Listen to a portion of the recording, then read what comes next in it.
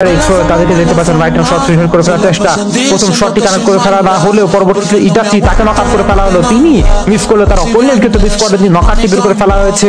উদয় তিনি এই মুহূর্তে থাকবেন, জুয়েল থাকবেন, তারা এখান থেকে ফলো পেনাল্টিকে নকআউট করে ফেলা ট্রাই করে ফেলেছেন।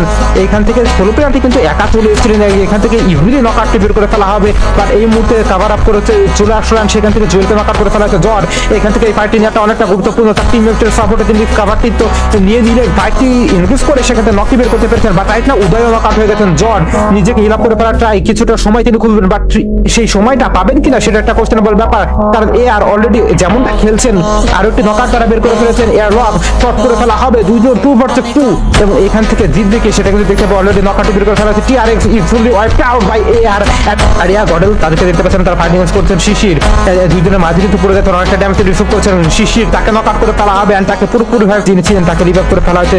জিহান কিছুটা পিছনে নামের, বার যেখানে নামছেন এখানে অলরেডি তিনি বেশ কিছু প্লেয়ারকে স্পট আউট করতে পারবেন, সুতরাং পিছন থেকে যদি নক বের করতে পারেন। বলতে বলতে আইভেট তাদের কাছ থেকে নকসকে আমরা বের হতে দেখতে পেলাম, এন্ড এই ভয়টাই করছিলাম যে কারণ আমরা এখানে আইভেটকেও ঢুকতে দেখতে পাচ্ছিলাম। সো আইজেট তো কোনোভাবেই ছেড়ে কথা বলবে না, কারণ তারা একটি থার্ড পার্টি সিকিউর করতে চান। পেইন ইফোর্ট আউট করে ফেলা হচ্ছে, শর্ট ফিনিশার করে ফেলা হচ্ছে, অনেকটা ড্যামেজ দেওয়ার করে রিসিভ করতে নেন। He got knocked out by AR, and AR এর কাছ থেকে আমরা পুরো রিনের কাছ থেকে আমরা পুরোপুরি ভাবে ফিনিশ আউট করতে দেখতে পেলাম। আরো একটি টিমকে team number 3 is fully finished out right now 4 versus 1, যেখানে ইএক্সপির 16 ম্যান জোনের বাইরে এখন পর্যন্ত সার্ভাইভ করে থাকা ট্রাই করছেন, বাট সম্ভবত তিনি কিলটা দিবেন না, এন্ড দ্য ফোর্থ ম্যাচ বুইয়া কি চলে যাবে এর কাছে।